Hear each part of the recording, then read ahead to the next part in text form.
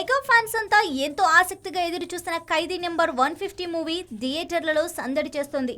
Big budget తో action entertainer గా తెరకెక్కిన ఈ మూవీని తప్పకుండా చూడడానికి 5 కారణాలు ఉన్నాయి. అవేంటో మీరే చూడండి.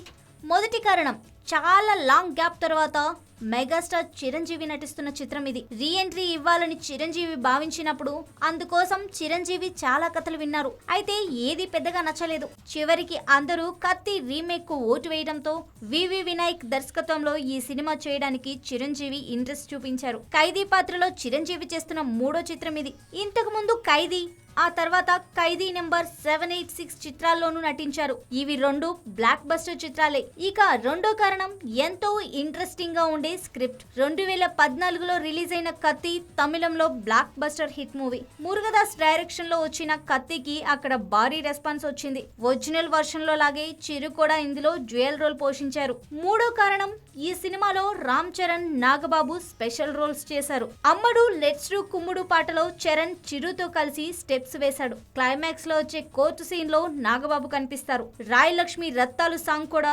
సినిమాలో మరో హైలైట్. ఇక 4వ కారణంకి వస్తే, చిరంజీవి, కాజల్ అగర్వాల్ మధ్య కెమిస్ట్రీ.